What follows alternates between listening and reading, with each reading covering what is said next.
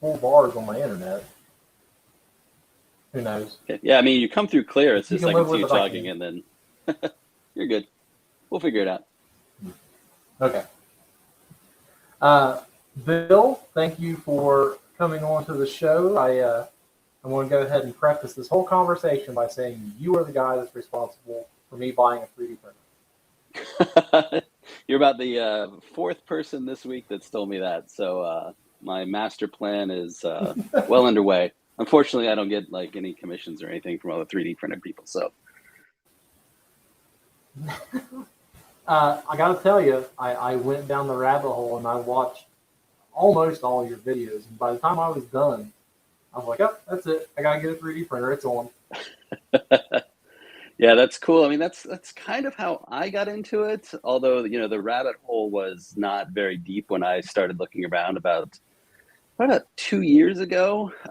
There was a few people on there that kind of showed how to design lures with Fusion, but it was not, there's one guy that, was obviously very skilled in Fusion, but like he had no talking in his video. It was just like this techno music. And I was like, okay, wow, I can't watch that for very long. And, so I was like, okay, so I know it's possible. And I'd seen a few models here and there on a couple of 3D printing sites, but they were not really good. I think in hindsight, they were made to pour resin into a mold, really. And there was some very, very basic, like lipless crankbaits and stuff. And that's interesting. But I mean, really, if you're like, if you want a lipless crankbait, you should just go buy a lipless crankbait, or a blank if you want to paint it. Like you're going to get an inferior product, at least off like an FDM printer that I had at the time. So I kind of sat back and was like, okay. And then I saw some resin printers come out. I was like, okay, this is cool. Like I should get one of these. And did a little more digging, found a specific resin that you could actually inject hot plastisol in.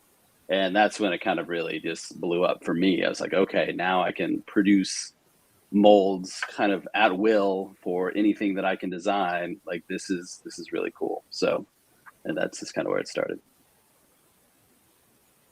Well, after watching some of your videos, I kind of had to wonder what your background is a little bit because the things you're doing in Fusion 360, for me, not ever really working with the program, are kind of complicated.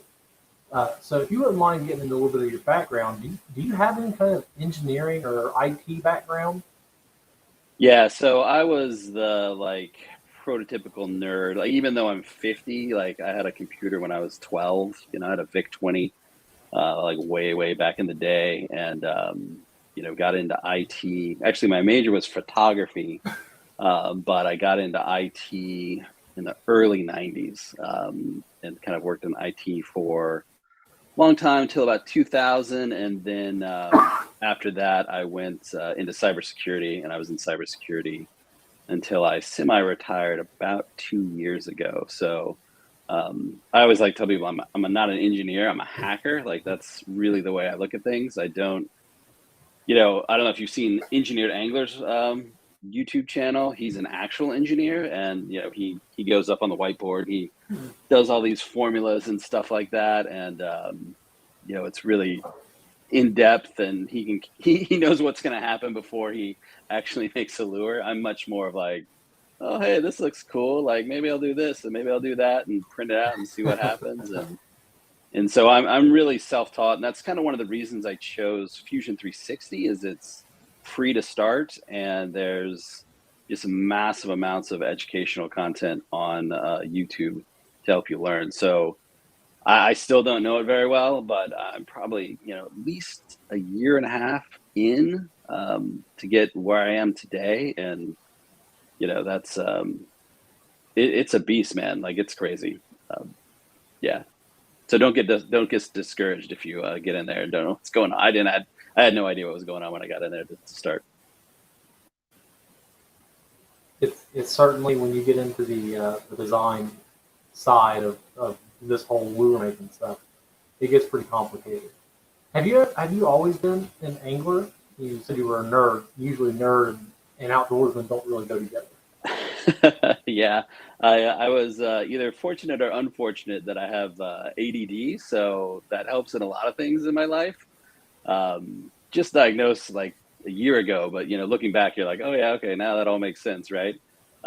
So yeah, my dad was a massive fisherman. He still is a massive fisherman. So I don't really even remember having a choice. He's like, hey, we're going fishing, and he'd throw me in the boat and we go fishing, and it was Galveston. I'm in Texas, so we were on the Gulf Coast, and it was saltwater exclusively. Like he would not go freshwater fishing. Didn't care to go freshwater fishing. We were going fishing. We were going saltwater fishing down Galveston, Freeport, all the way down to Corpus Christi, Rockport, and yeah, I just kind of got the bug early. And he does construction, and he was flipping beach houses down there. So during the summer, we would just go kind of live down there and work on this beach house that he was flipping. And so, I just kind of, I like to say I grew up down in Galveston, even though I went to school and everything in Houston. They'd be working on the house, and I'd just be running around doing stuff with my cousin, who's the same age as me. He actually just retired from Texas Parks and Wildlife, so we were always kind of going off and getting into trouble and doing stuff. And then I moved to Kansas for about a year, which I didn't do any fishing there. And then I moved out to California, Northern California, and I started kayak fishing out there. And I started the NorCal Kayak Anglers Forum. That's how long ago it was. It was a forum. Uh, yeah, it's still going strong as a forum too today. It's pretty crazy, but so that's kind of when I started matching the kind of tech side with the fishing side a little bit more, because I was running that forum. And I remember seeing Larry Dahlberg hunt for big fish. I don't know if you watched his show. He's like a legend. It's old school. He's in Minnesota, but it's he has like this at the end of the episode. He kind of goes into his workshop, and I saw him pour this lure he had as his twitch bait. It's called Mr. Wiggly, and I was like, that's really cool. I wonder, if I can do that. And I started doing a little research and started making molds out of Durham's water putty, which is kind of like plaster Paris. But I was just copying the lures that I made, thinking I would save money, which, by the way, you will not save money making your own lures. But it was fun, and it kind of got me, and I started doing what I call Frankensteining, right? So I like cut the head off of one and the tail off another and kind of glue them together and make a mold out of that. And that's because for me, that's what it's all about. Like the world doesn't need another Cinco really mold, or not even really another paddle tail. I want to create stuff that is not really out there, either in look or performance or what it does, and that's the joy I get out of it.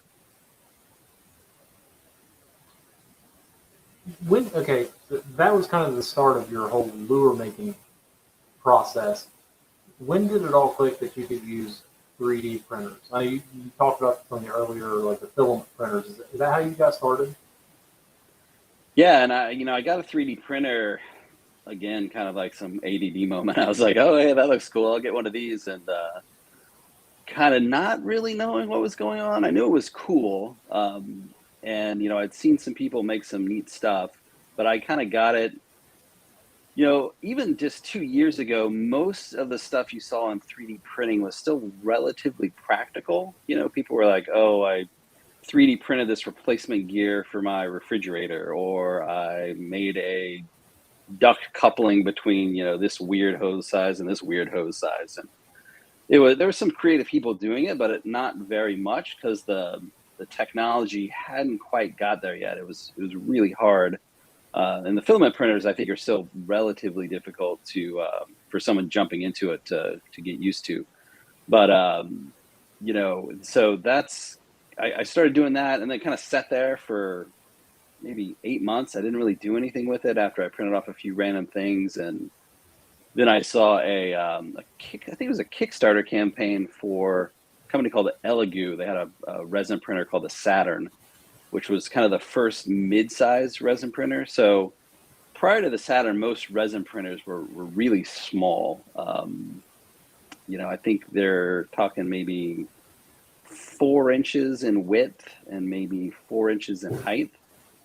and maybe 3 inches deep. And so they were interesting, but you're kind of like, if you look at a filament printer, even the small ones are like 10 by 10 plate size. And so you're like, okay, why am I going to print that small?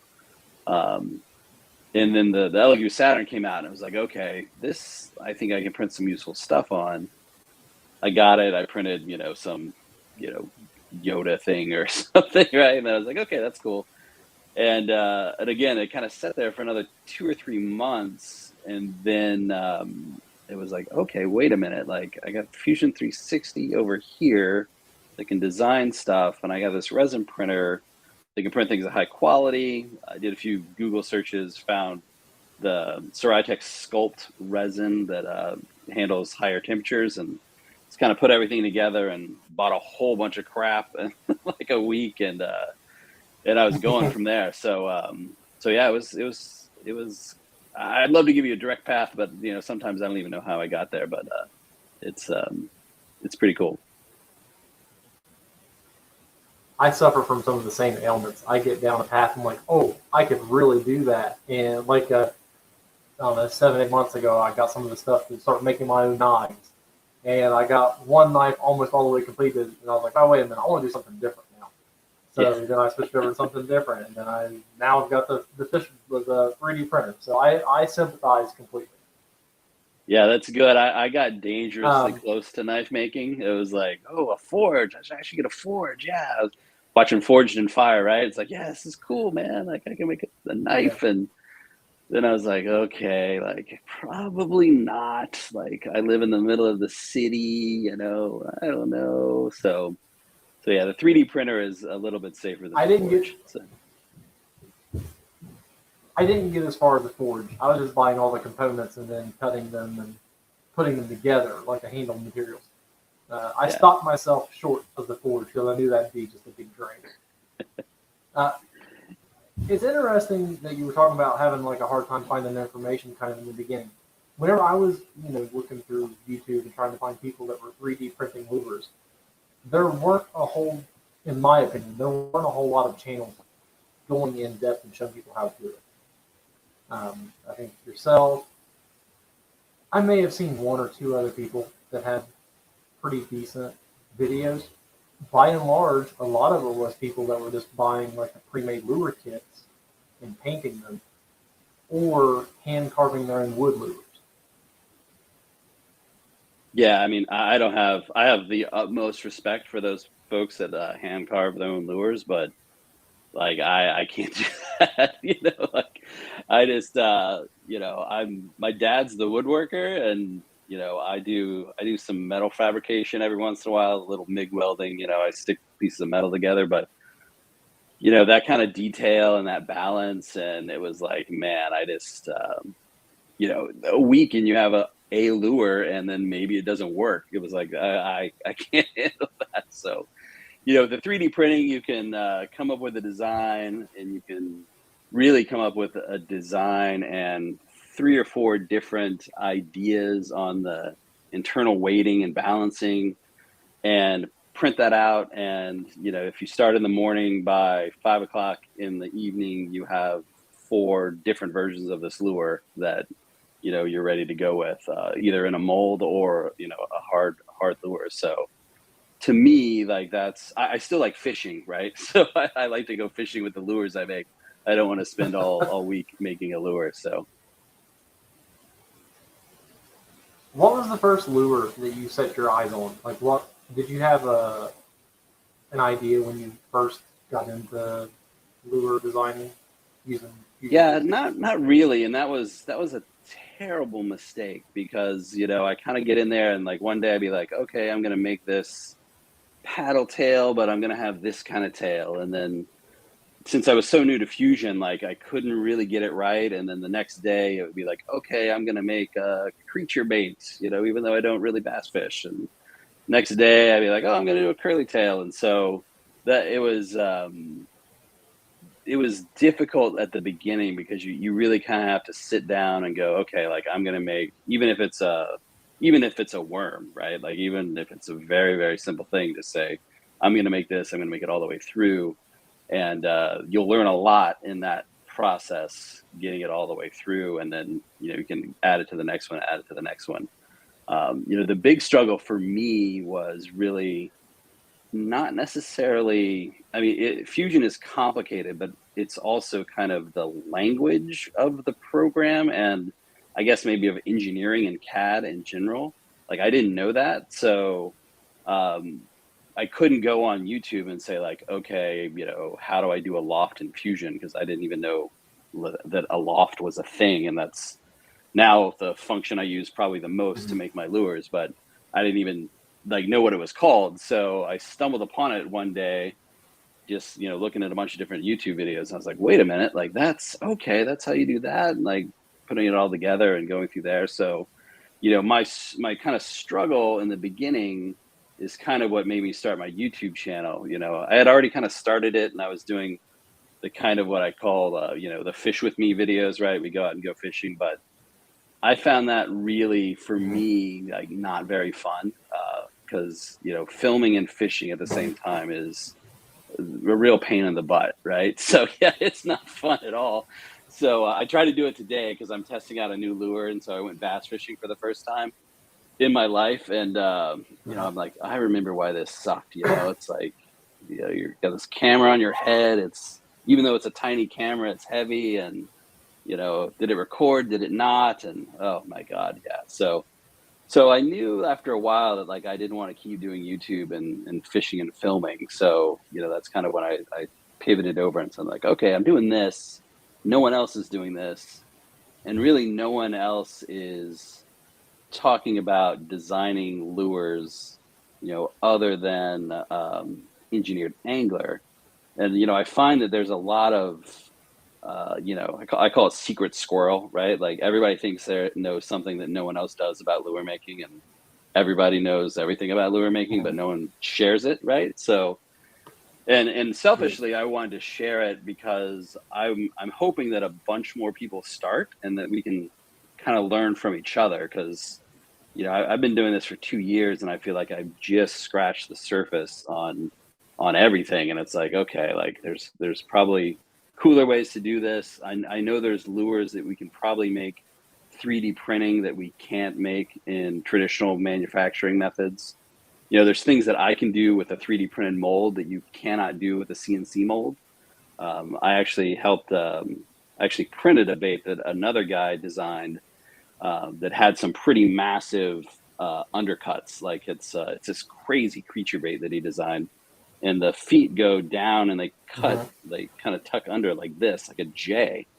And like, you can't cut that on a CNC machine because it's like inside the body of the thing, but you can print it on a 3D printer super easily. Yeah. And so that's the kind of stuff that's really interesting to me. It's like, okay, we have a new way of manufacturing stuff, so we can do new things that have really never been done before. And that's pretty cool.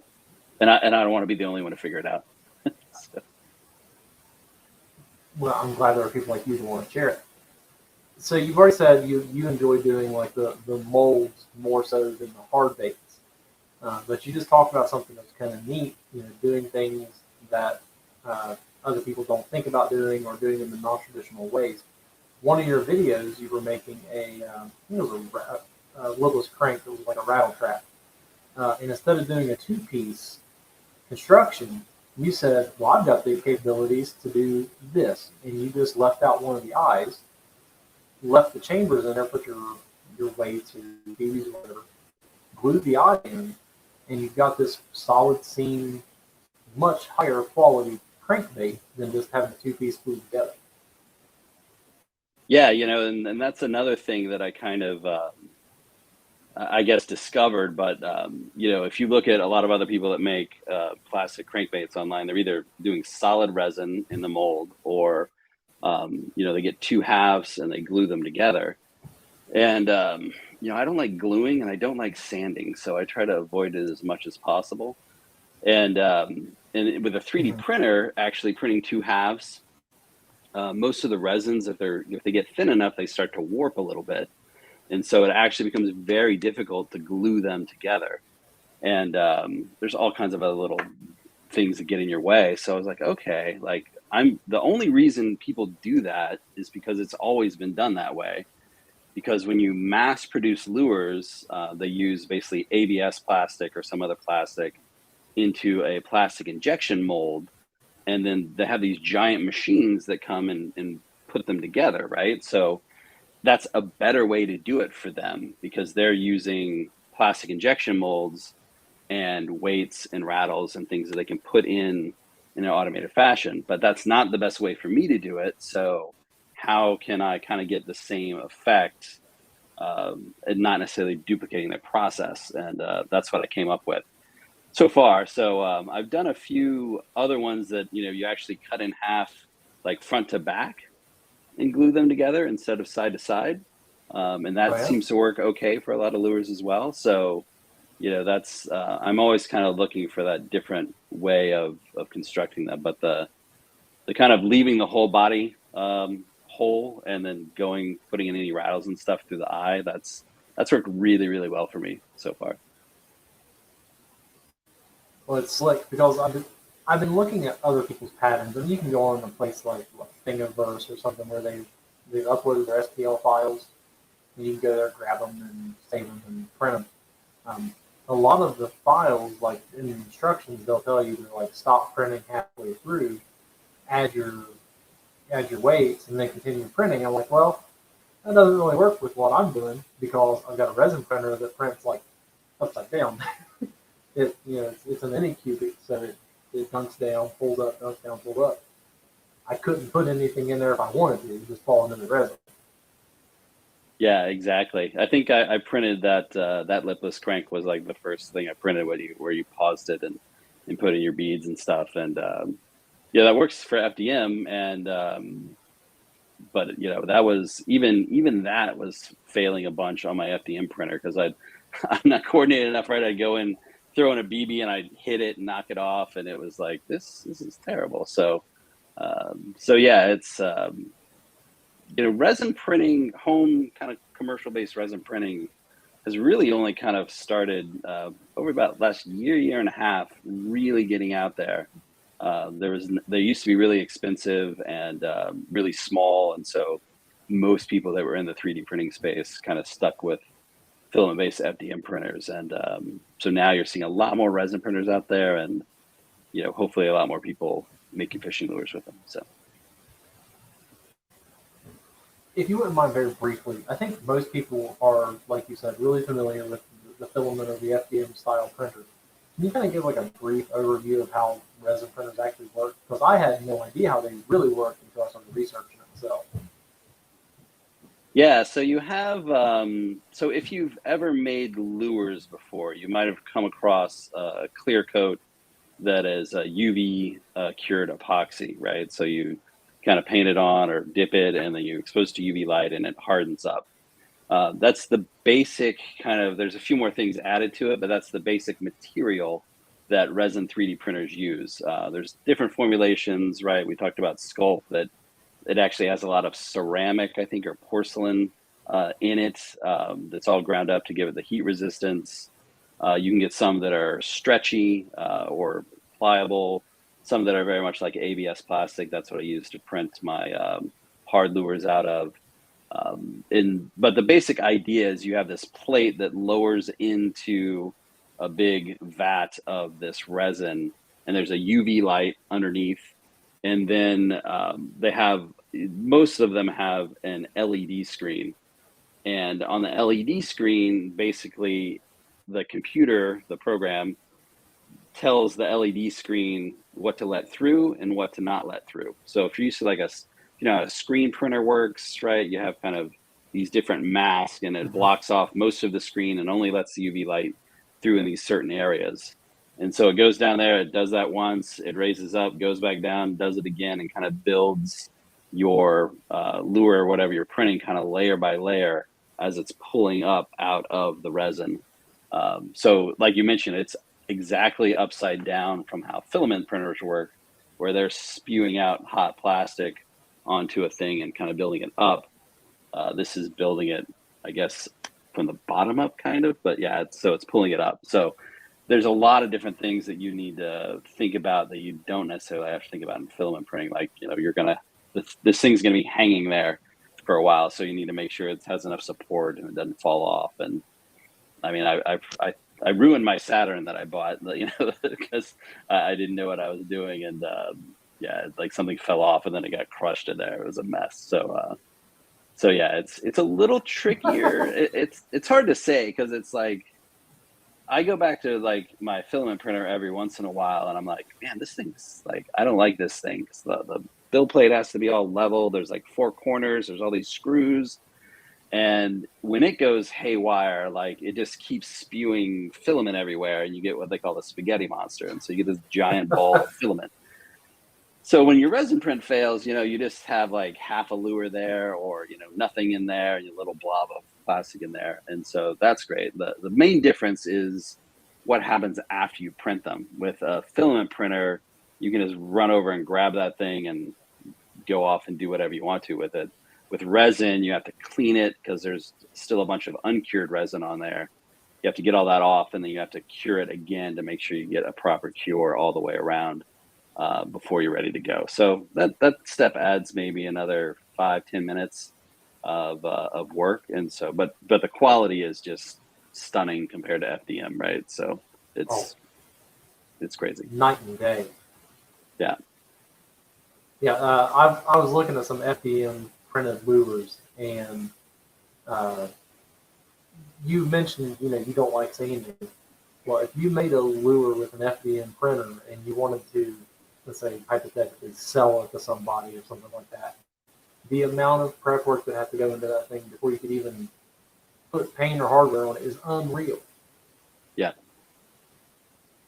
Yeah, it's that was like when I printed that Lithos crank, I'm like, a fish will probably bite this, but like I don't want to throw it because it's ugly, right? So it's like, so yeah, there's people that use like really they have the filling primer that they use in cars. You can coat it in that, and you'll lose any and all detail, and you'll have a blob of stuff, and then but it'll be smooth. So yeah, that's kind of why I stopped going down the lure path when I had FDM, because it was just not very exciting to me to get something of that quality out of there.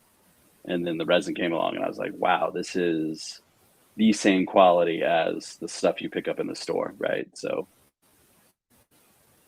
Mm-hmm. You were talking about Frankensteining lures together in the early days. When you started 3D printing your own lures, what were some of your objectives? Were you just wanting to make something that you hadn't seen before? Or was there something specific that you tried that the fish really liked and you thought, I want to replicate that over and over and over? Yeah, for me, it was more inventing something that I hadn't seen before.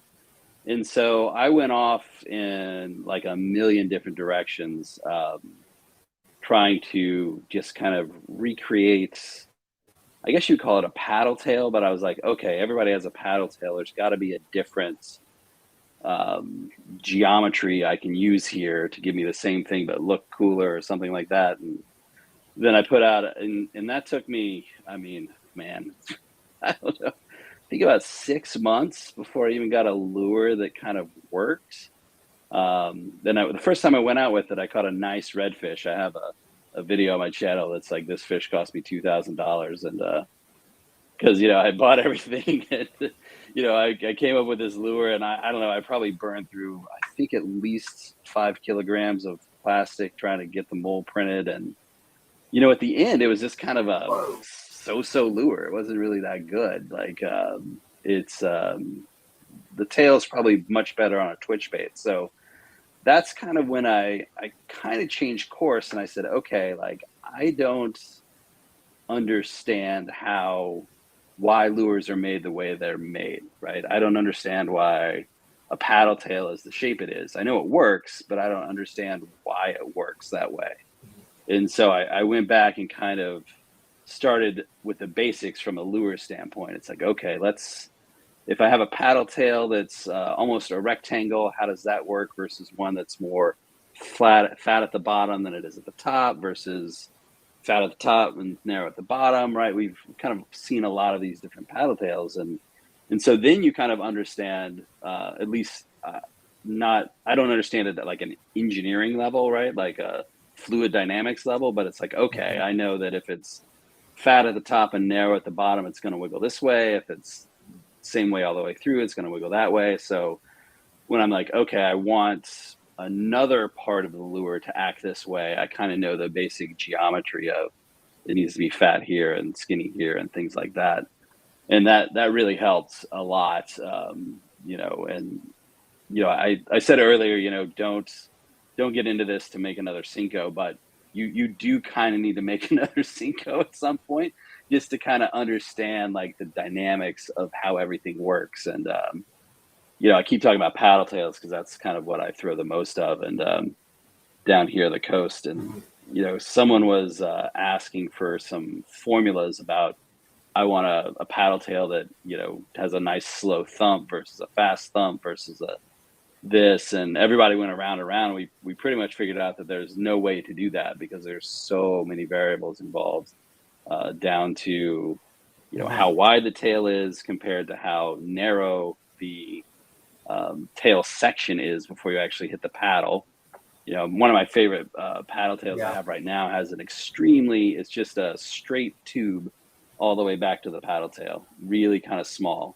And that thing just goes nuts all over the place, as compared to what you'll see in a lot of paddle tails that have a nice kind of curve up and kind of it's taller and it's thinner than it is tall. And, you know, that has a different move altogether. And then if you shoot that with a hard saltwater plastic versus a worm blend, you're going to have totally different action as well. So in the whole process, this gave me like a ton of respect for all the people that design lures for a living and try to do stuff, because it's like, wow, man, like, you know, everybody thinks it's a simple paddle tail, and it's not a simple paddle tail, because I made some paddle tails that just like were like a stick. They just didn't do anything. You know, you think like, okay, I'm going to make it really wide, and what that does is this makes it a big sail, so it doesn't move at all because it catches too much water.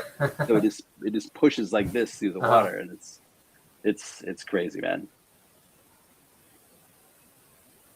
See, what I would have done is I just would have taken a company that made like one of my favorite paddle tails. I would have sketched that thing out, taken all the measurements, transposed that into Fusion, and then tweaked it from there to get my little nuances and things that I liked in it. Yeah, you're smarter than me, because that's how I do it now. You know, I'm like, okay, I want to make a twitch bait, so let's grab, you know, what I got here. Like this is a Maridine XL, right? So I grab this twitch bait. I know this thing works. I don't want to make it exactly like this, but I know I need some of the basic geometry around it. So I kind of measure it out, and, you know, then you're like, okay, I want the tail section to be a little smaller, and you can start adjusting from there. You know, one of the things that really tripped me up is all the printers are in the metric system in millimeters, and it's really easy to if you design in inches, you can convert easily, but it's really easy to forget. And so I just was like, okay, I'm gonna learn the metric system. And so, but I know it, but I can't tell you that this is 18 millimeters versus, I mean, it could be 50 millimeters for all I know. And so, you know, the other tool I have here that's super important is this caliper. You got to get a digital caliper, right? You need one of those. And then I bought you can't see it, but I bought a stick-on ruler, like masking tape with the ruler, and that has inches and millimeters on it. And I stuck that on my desk. So I can sit here while I'm designing in front of the computer and just lay the lure out and say, okay, it's about this long, it's about that long. And that's super helpful. That's the way to do it. Do you have any lures that you've made laying around? I know you pulled up someone else's. Oh man, mostly here is all prototype stuff. I'm working on a topwater frog. This is, I don't even know what version this is, but so hang on, let me turn this off real quick. You're gonna see my horribly dirty background here. It looked like it was a very indecent frog because it was blurred out. Yeah, exactly. So so it's gonna be here. We got this is another version here. It's like a wake bait, but it's a frog. Yeah. And I'm going to attach soft plastic legs to it to give it like extra motion while it's going through the water. My main issue is the hooks. Do I have one over here with hooks? I think my other hook one is out on the outside, but you got to get the hook, the frog hooks.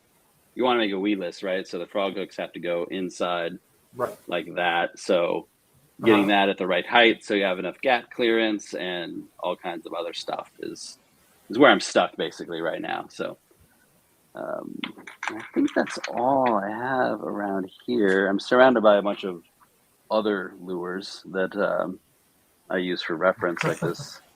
This is my crankbait reference. This is a Man's 1-in, kind of classic crankbait body, but it's kind of like, it was a wake bait before there were wake baits. It basically goes about a foot under the water. It's really cool. So here's that paddle tail I mentioned. I do have this one. This is the paddle tail I made. So you can see the tail section here is this goes straight across, and there's no change from top to bottom. So you hook that thing on and it goes crazy back here. It has a whole lot of action because there's basically nothing keeping the tail, very little keeping the tail in one spot. So it goes absolutely nuts. And most of the ones you'll see this is, I think, one of the Angling AI molds that I got a long time ago. And so that tail comes out and it attaches much differently. Even though it's thin, it's really high or tall, I guess.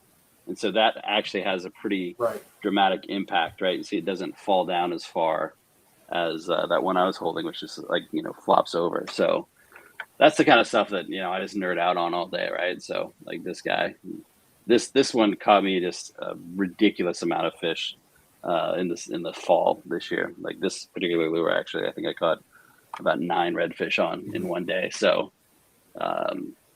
it's really cool. Like that's, to me, like that's the best part about it, right? Catching a fish on a lure that you've completely, I don't want to say invented, right? Because it's a paddle tail, but you made, you created, you shot, and when you catch fish on that, it's really awesome. Yeah, I was thinking about people that make new lures and all the time that goes into handcrafting a lure like that. You're doing the same thing, but you're using your mind more than you are your hands. And I think there's just as much accomplishment, if not more, in that than there is handcrafting a lure. Well, thanks. I appreciate that. So, because it takes, I have on my Instagram, like I posted a picture about a month ago of this bin I have that is, one of those, 30-gallon plastic bins that is just filled with every mistake I've made in like 3 months, because once you resin print a lure or a mold and it doesn't work, like it's trash. So, I keep them around now to kind of remind me to like stay humble and stuff, but I think I'm becoming like some awesome lure designer. But that's at least for me what it takes, just tons of failure until you get like, okay, here it is, like I got it. And I think I'm gonna redo my studio wall for my YouTube channel. I'm just gonna like glue like floor to ceiling with all the molds and all the lures that don't work, because the ones that do work are probably a handful, and the ones that don't are massive. So although I'm getting pretty good at you mentioned the soft plastics versus the hard lures, and I just really over the past 2 months I've really been getting into the hard lures, and I have now 2, I guess 3 now that are really they really work pretty well. So I'm just doing some minor tweaks on them. So I'm pretty excited about that. That's a whole nother world of I guess, what is that, hydrodynamics or something? Like, soft plastics don't, you put a head on them, a lead head or a weight, and they're going to go the direction you tell them to go, and there's no resistance there. And right. I had a bunch of lures that just, practically went in a circle. Just kept going left, and I'm like, what are you doing, man? Like, so yeah, that's another humbling experience. But yeah, I thought I had another one up here. Oh, no. And the other thing I'm doing, I know for me, oh, go ahead. Sorry. For me, whenever I wanted to get into the 3D printing, I wasn't even thinking about making molds. My idea was around lipless cranks, top water, and glide baits. Like that's where I was like, ooh, that sounds super exciting to me because those are those bigger lures that I never buy a glide bait ever. But the idea of making one for some reason just really is like, ooh, I want to do that. Yeah, that's cool. Like someone sent me the I don't know if they're in Japan, but those guys that make the glide bait that's like $1,000 or something like that. I'm like, holy smokes, man. These bass guys are crazy. Like and they were sold out. Like, it's one thing to put that up for $1,000 and not sell them, but they were sold out. So yeah, that's I think, growing up for me, I just mostly threw soft plastics, and so that's kind of what I knew more than hard baits.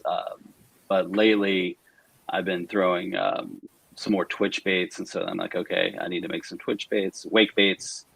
Wake baits. There's a lot of people don't like them because I think they're lazy. Like they are lazy. That's why I like them because they have all the action of walking the dog without walking the dog. Like you just reel it in and it works. So my son really likes them because it's easy and he likes the top water bite. So I started using those. But the other thing I'm starting to do, there's a really cool YouTube channel that I don't know if you saw called Retro Bassin. He goes and finds like all these old discontinued lures, and they're not like the 1908 lures. It's like 80s, 90s, maybe those 70s lures.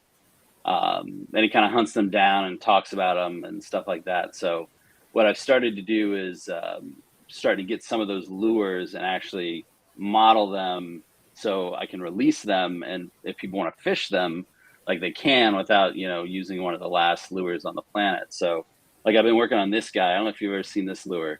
This is a pogo shad. It's a lipless crank with like a paddle tail, but it's hard. It's hard all the way through, and it's super tiny. And I got this one pretty much done, and it's a crazy acting lure. Like it goes straight, but it's got this like it's like it's being electrocuted. It's just like super tight wobble, and so it's pretty cool. Hopefully, I'll have that one done in a couple of weeks. And so I'm going through and finding those lures. Like, okay, yeah, no one makes this anymore. Like the company went out of business, or someone bought them and closed them down. And there's people that collect them. And I'm not trying to make fakes. I'm trying to make some that you can go actually fish with it. And not mess up your collection of vintage lures. So yeah. That is really cool. I never would have thought about finding things that were discontinued and recreating them. That's something. Yeah, it's cool. Like, and you learn a ton about lure making, right? And so and you also learn that like I said before, like there are no secrets. Like someone somewhere has done what you think you're doing that's new. I had this twitch bait design that's very I guess twitchy, for lack of a better word. The nose of it is like is almost like a keel, and so when you pull it, if it's in any direction, this goes way, way, way, way. And then I was watching one of those Retro Bassin videos, and he's talking to this guy in Louisiana who I think they made some of the early like she-dog lures and things like that. They're a pretty big bait manufacturer. And he pulls this bait up off his bench. He's like, "Yeah, I'm working on this one. It's really cool. It twitches crazy side to side, and it's almost the exact lure that I had made." And I was like, "Whoa, that is absolutely insane." So yeah, like there's nothing new under the sun for lures, really. I'm trying to think of anything that's, even if you look at like Ned heads, right? Everybody's all excited about Neds and stuff, and like I had jig heads with 90-degree angles on them when I was growing up, so I just didn't have a cool name for them. So yeah, I had a comment some time ago. Someone was talking about some of the unoriginality of some of my lures, and I was like, how many revolutions are there around jerk baits? I mean, jerk bait's a jerk bait. How much crazier can it get? Yeah, exactly. I have a jerk bait that I'm working on that is, the tail is maybe slightly longer than your normal jerk bait tail. Like that's woo, exciting, right? So, yeah, like I added half an inch on the tail. Yeah, that's pretty revolutionary, man.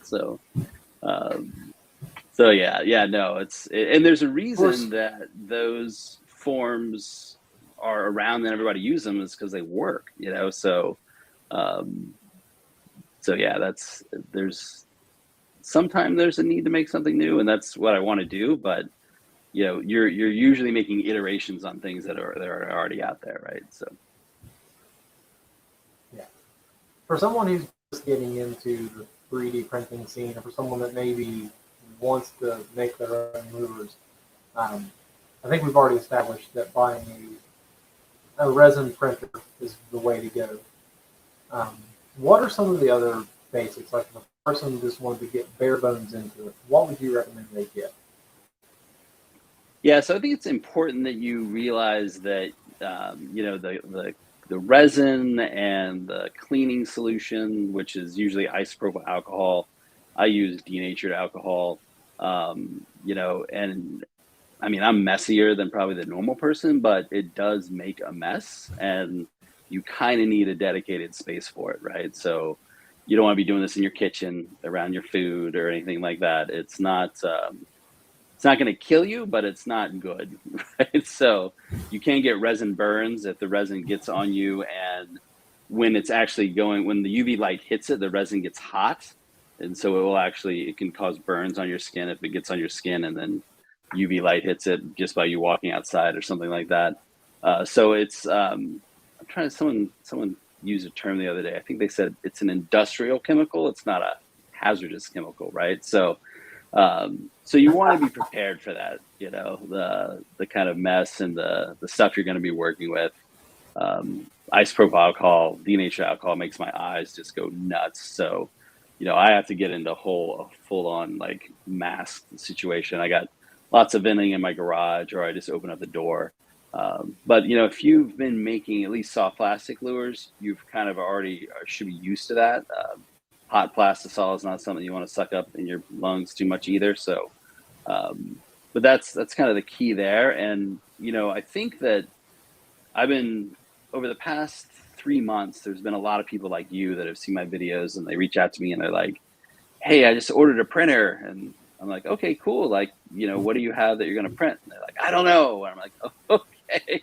So I did the same thing, right? So I'm not like certainly saying I'm any better, but I think it's good that you maybe start doing Fusion 360, or you can there's tools like Blender. There's a bunch of 3D modeling tools that you can use to model lures or molds, and do that first, because most of them have a free version or a free trial, and decide like, okay, yeah, I want to spend the time to learn this, or like I'm really good at it. I didn't know I was this good at it. And before you dive into the 3D printer side, now I do have a shameless plug, right? I do have a Patreon group that I release my lures to all the time. But like if you want to make something, like learn to make it first. The 3D printing part is not complicated at all. Like the design part is the complicated part. Once you get the design done, getting it 3D printed is a piece of cake. So really, all the prep work the person needs to do is just building a knowledge base of design software. Yeah, exactly. Like I said, I use Fusion 360 because it's free for hobbyist use, and it's extremely, extremely powerful. But there's another free tool called Blender that does all kinds of crazy stuff. Blender makes my head hurt every time I get in there. It does some amazing organic, like crazy, crazy, nutty stuff. But if that's more your speed, like it can output the file format. Generally most 3D printers read what's called STL files. There's also a new format called 3MF, and they take that, you put it into a software called the slicer, and all that does is converts the kind of model into what's called G code, which literally tells the printer where to go. It's the same stuff that CNC machines use, lathes use, to kind of tell the printer what to do. And so the hard part is, getting the model in there. Once it's in there, the rest is pretty straightforward. So I saw somebody in a group today using a software called Rhino 3D. There's a lot of them out there. There's SolidWorks, which is kind of the industry standard for real engineers, I guess you would say. And I know they've recently come out with a relatively low cost version as well. So go out there, find one you like. I just kind of stumbled upon Fusion, and because it has a lot of tutorials out there, and kind of went from there. But I think that's kind of, before you get too far down the path, like decide like, okay, I want to do this, because as we talked about, there's not a lot of files available out there that you can just download and print that are going to be something that you necessarily want to fish with.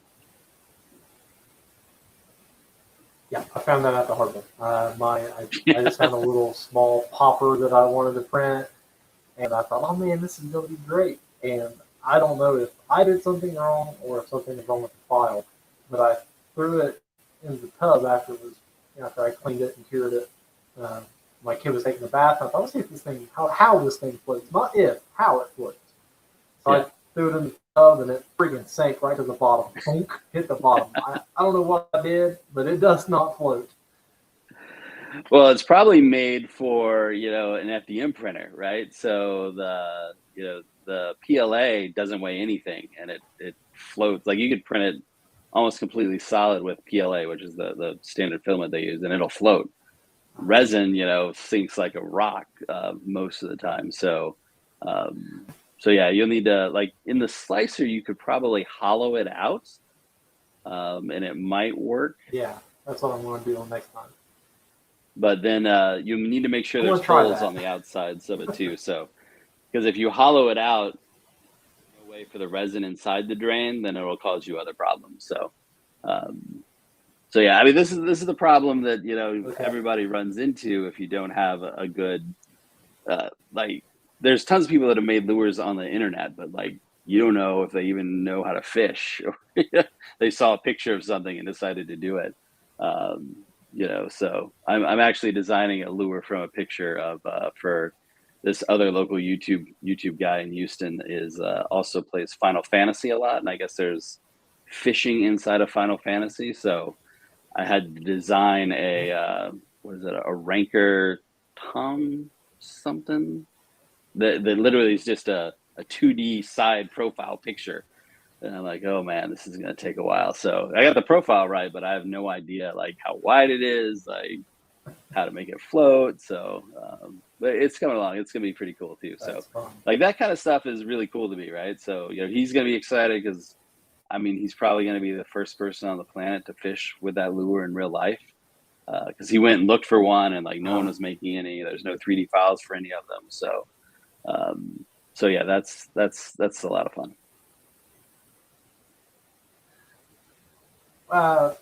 Time for some non-shameless plugging. If you wouldn't mind going ahead and plugging your YouTube and social media and some of the videos you got on there, I'd appreciate that. Yeah, sure. It's Gulfstream Outdoors on YouTube, gs.outdoors on Instagram. My Instagram game is not up to snuff. I kind of get on there and do a few posts and then go away for a few weeks and come back. And then I do have the Patreon group, Gulfstream Outdoors on Patreon.com/Gulfstream Outdoors. And in there, I release my mold files, my lure files. Also, you get kind of sneak peeks on videos, and if you need some one-on-one help, I help you in there as well. All for the low price of, I think, $12 a month. So yeah, that's all the places I'm at. I try to keep my social pretty narrow. It's too much work. Oh my God. It's way more work than making lures, I think. Yeah, absolutely. I think this is my first Twitch stream though. So you've broken my Twitch virginity, I guess. Is that a thing? I don't know if that's a thing. God, let's hope not. We're going to get censored. Bill, we've spent an hour talking about 3D printing lures. I don't want to take up any more of your time because we could probably talk for another 15 hours and not cover everything. For people that want to find out more, I highly encourage you to go to Bill's YouTube channel because your videos are great. I mean, as far as explaining Fusion 360 and kind of explaining why you do some of the things you do, there's no one else that's doing it like you. So I'm glad you're on YouTube and I found you. Thanks, man. I appreciate it. It's been a blast. Take care. Yep, absolutely.